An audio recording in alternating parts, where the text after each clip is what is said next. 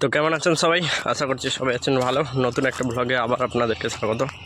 তো আগের ভিডিওটায় আমি দেখিয়েছিলাম বাইক চালাতে চালাতে যে পলাশ ফুলের যে দূর থেকে যে লাল লাল যে গাঁদা পলাশ ফুল হয়েছিল সেইগুলো। তো এটা সামনে থেকে কতটা সুন্দর লাগে সেটাই একটু দেখানোর চেষ্টা করবো আজকে এই ভিডিওটাতে। তো দেখুন, এই যে দেখুন, তো এইদিকে দেখুন ফুলে ভর্তি একদম চারিদিকে, ঠিক আছে। তো এখানে গাছে পাতা নেই কিন্তু পুরো একদম ফুলে ভর্তি। তো এর থেকে বেশি সুন্দর লাগছে এর নিচেগুলো, ঠিক আছে। তো নিচেগুলো দেখুন, আমি যেখানটা দাঁড়িয়ে আছি এর নিচেটা দেখুন শুধু, এই যে দেখুন চারিদিকে শুধু পলাশ ফুলগুলো পড়েছে, পড়ে একদম ভর্তি হয়েছে। আর যে এই যে দেখুন টপ টপ করে দুই এক পিস পড়ছে, এখানে হালকা একটা মিষ্টি গন্ধ বেরোচ্ছে একদম হালকা।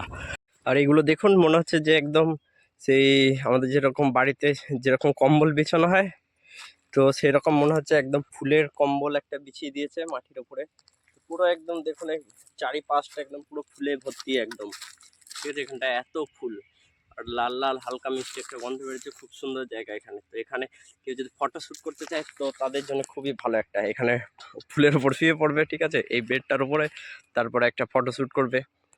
আর এই যে এখন শীতকাল শেষ হচ্ছে, আর শীতকাল শেষ হওয়ার সাথে সাথে আর কি গরমের যে প্রভাব সেটা আর কি বোঝা যাচ্ছে অল্প অল্প করে। তো ঝাড়খণ্ডে গরমটা একটু বেশি, কারণ এখানে একটু মোরাম টাইপের, মাটিটা হচ্ছে মোরাম টাইপের একটু। তো লাল মাটি আমরা যেখানটায় কাজ করছি এই দিকটাতে, তো এই জন্য গরমটা এখানে বেশি হবে। তো এখন থেকেই মানে যে পাওয়ার আর কি, গরমের যে ক্ষমতাটা না সেটাই এই আর কি প্রকাশ করতে শুরু করে দিয়েছে।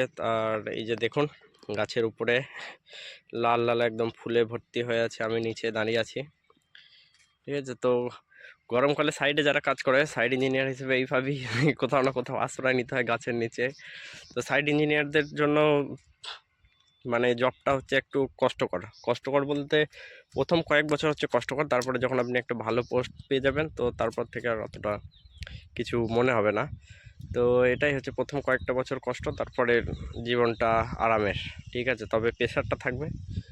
তো সিভিলে সাইড ইঞ্জিনিয়ার হিসেবে যারা জব করেন তাদের প্রথম জীবনটা একটু কষ্টেরই, তো তারপর থেকে আস্তে আস্তে জীবনে সব কিছু ঠিক হয়ে যায়। আজকের ভিডিওটা এতটাই। তো এই ধরনের ছোটো ছোটো ভিডিও দিতে থাকবো, যদি ভালো লাগে চ্যানেলটা সাবস্ক্রাইব করে রাখবেন, এটা লাইক করবেন। আর সবাই ভালো থাকবেন।